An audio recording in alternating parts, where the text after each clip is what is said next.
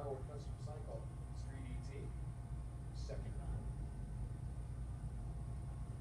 And a reminder, 11 o'clock a.m. is our parade of number one qualifiers and opening ceremony. So all you number one qualifiers, you know who you are. We're going to need you up here. And 11 a.m. for swag. The reward for that fine accomplishment of qualifying number one and number one.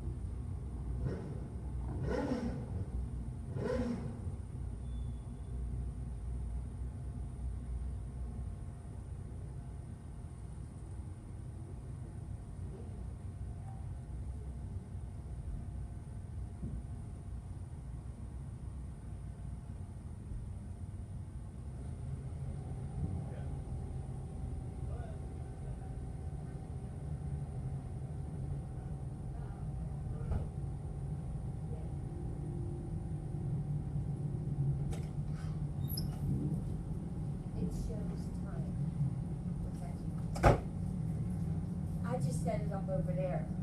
So, oh, that one.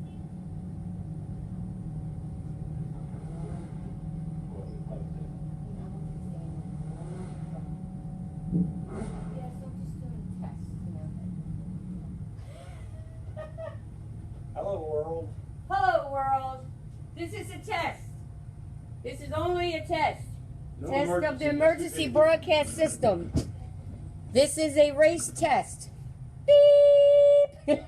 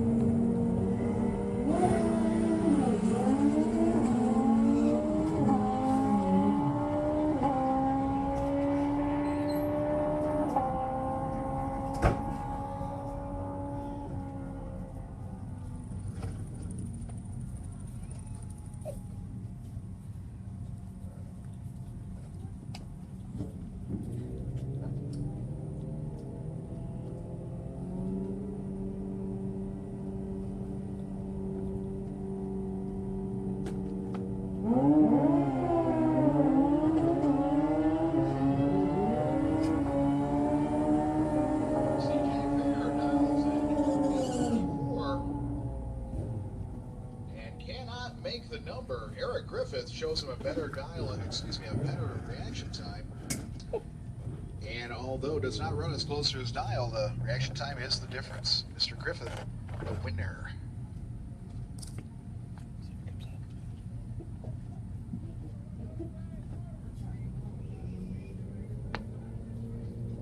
Oh, I love this. Larry Romig going to get a 5-second head start on Bob Carlson. This is a test of Mr. Carlson's mettle, as he has to patiently await his opportunity. Look at him go. Come on, Bob. Go, go, go. Reel him in. You got him. Wait a minute. You caught him at like half track. What happened there? Well, I'll tell you what happened. Larry Romig threw a half-second reaction time down. And that's why Bob Carlson was able to pass him at about 1,000-footer. Even earlier. I think he got him just past the 8th mile. Well, what you going to do? Bob Carlson is not a character you're going to get away with that on. We knew that going in.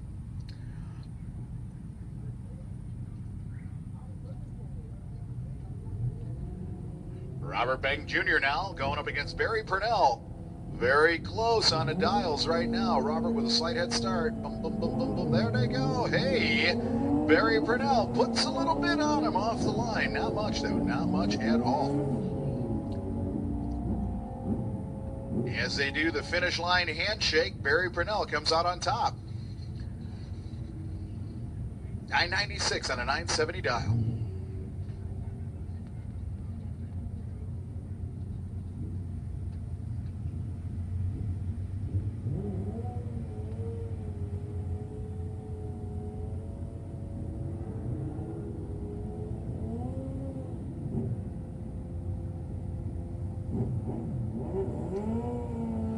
Mike Williams with a 6-second head start on Luis Ornedo. Look at this one. Come on, Luis. It almost looks impossible, but I think he'll catch him because I know what happened on the starting line. Yeah, there it is. Mike Williams barely runs under his dial in a vain attempt to overcome a starting line disadvantage. Luis just reeled him in like a sport fisherman. That was a fun one. 6-second difference in dial-in. Now we're going to get a lot closer. Walter Houtailing and Joey Gladstone, a mere 2/10 separating the amateur from the touring pro here. I'll tell you what, Walter's got something to be proud of here if he can make it happen. And I think he can. He put almost a 10th on Joey Gladstone with a 003 light. And Walter dodged the bullet. The kid might be quick, but he has a little bit of vulnerability when he's out of his main element of sick horsepower. And Walter Houtailing was able to exploit that with a 003 light. Nice work, Walter.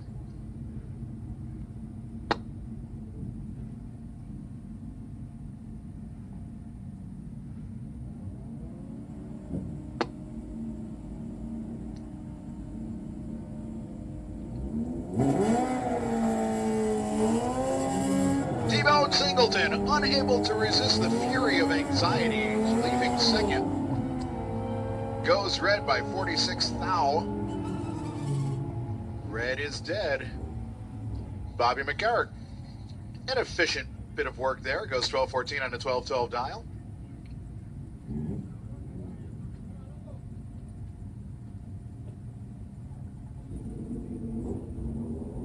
Roy Johnson, Street Fighter heavy hitter, going up against recent arrival here today, Vincent Cockerham.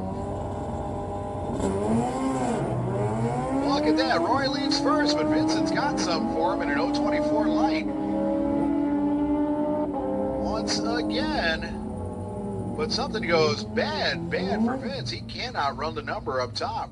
Roy Johnson dodges that bullet. Goes 951 on a 940 dial.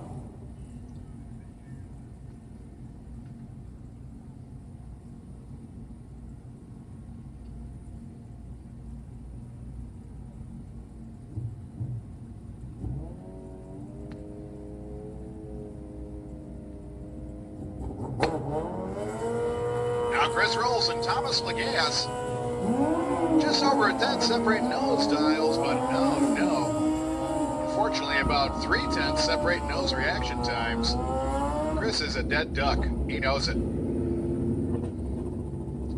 Thomas Lagasse looks around and goes, whew, that was easy.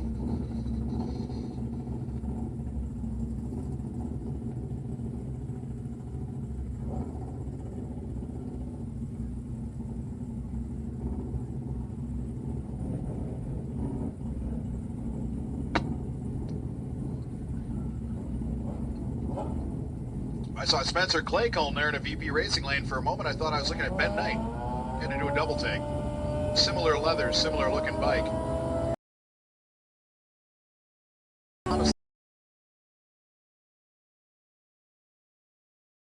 That finish line. Vance is already looking back, going, wow, he's way back there. How can he possibly catch me? Horsepower, baby. Horsepower, and Dusty pulls it. Vance goes under. Apparently he didn't look around often enough, or he just didn't realize the closing speed of Dusty Brazel's 30 more mile per hour on the big end.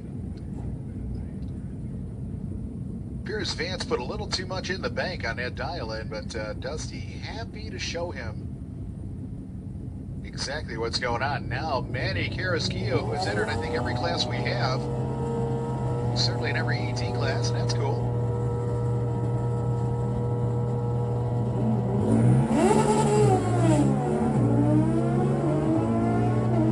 Manny's got problems. He gave up exactly 1/10 of a second to our friend bike number 3056. Oh, but look at this. I tried to prognosticate what was going to happen there, and I totally blew my read. Somehow, Manny got past that, and that's pretty cool. Now it's Maurice and Luis. Luis in the Pepsi lane, dials 958. Maurice dials a 930. Luis got out first, and I think he's got this going on. Maurice sleeping at the line. Luis, your winner.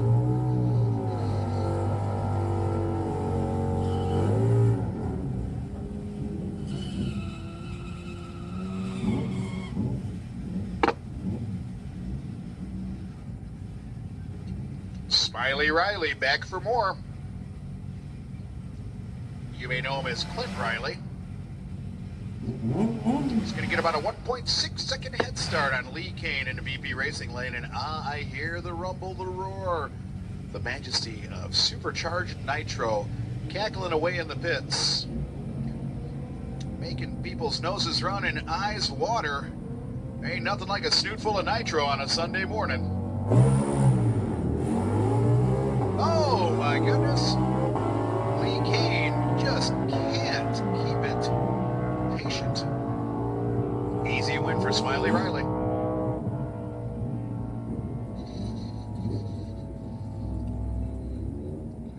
There's our number 3 points holder, Stanley Russell. Hanging tight in the points chase this year. Gonna take on Lindbergh Simmons with a slightly quicker dial. 974 versus 989.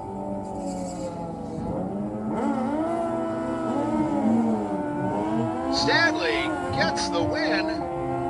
The big W lights up above his board, and I saw his nod of approval while he was making his pass. Lindbergh Simmons not only goes red, but the bike just does not leave. So, he is a casualty. Stanley will continue to pad that number 3 points position. Here's one of the guys he's trying to catch. Barry Pryor.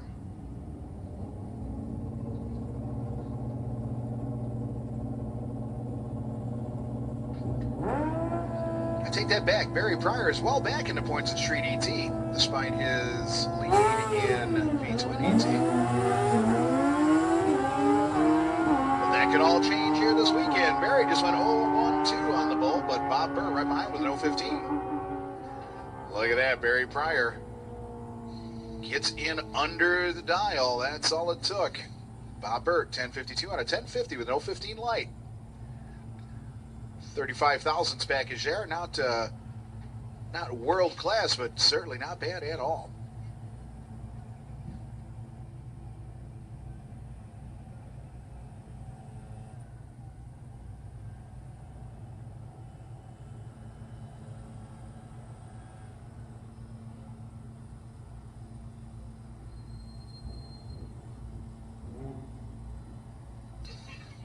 Number one qualifiers, we need y'all up here at 11 a.m., please, for the opening ceremonies and award of the number one qualifier plaques.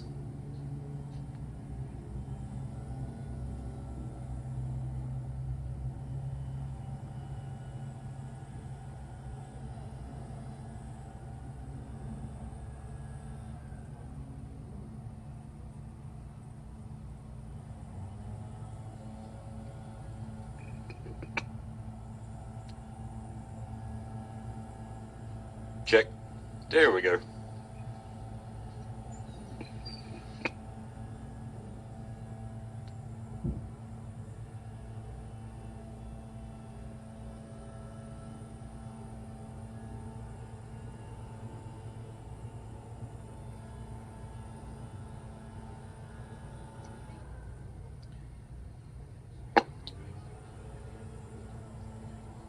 Hey, let's pay some bills. Little call out, shout out to all of our 2016 Man Cup contingency sponsors here in the Vance Hines Man Cup series. And those great companies who are giving cash back to the racers who win with their product include Lossner Pistons, Daytona Sensors, Bates Leathers, Schnitz Racing, MTC Engineering, Vapor Performance Motors, RCC Turbo, and in a bonus that gets paid out to all winners and runners-up in Pro Street, regardless of whether they run the product or not, Motec. Motec, if you recall, was our series sponsor last year, and this year they moved in some different directions with their marketing dollars, which it has to happen from time to time. We've all got to do a good job with marketing. Can't focus on any one thing. Diversity is key to a good marketing scheme. So Motec this year decided to just give all the winners in Pro Street and all the runner-ups in Pro Street money. $150 to the winner, $75 to the runner-up, whether they've got Motec on it or not. So great cash sponsors there, giving cash back to the racers who have spent it with them. They call it a symbiotic relationship. I call it awesome. Racers support the companies who support the racers, vice versa. It all works together. We're all one big happy marketing and parts machine.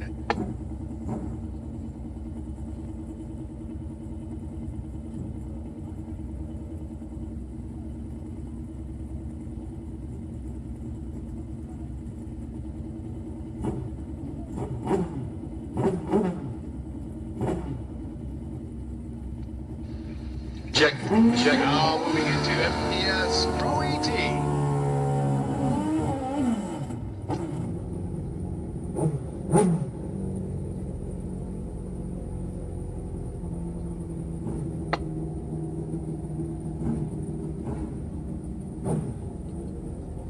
First pair, second round. No more easy money here. You've got to win to come back now. We're going to start out with Brian Bolton on that Crazy 8 Index, 888 in the Pepsi lane. He's going to give about almost a second head start to Blair Field in the VP lane.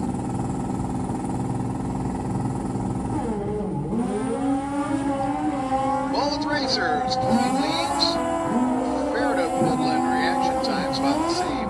At the stripe it is Brian Bolton, 893 on the 888.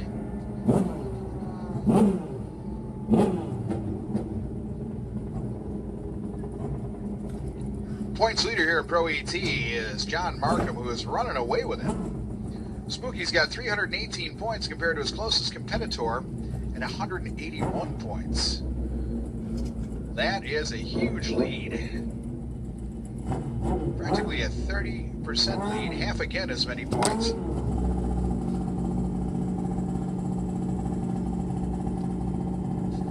Check 1, 2. Here's a doghouse round, and Chad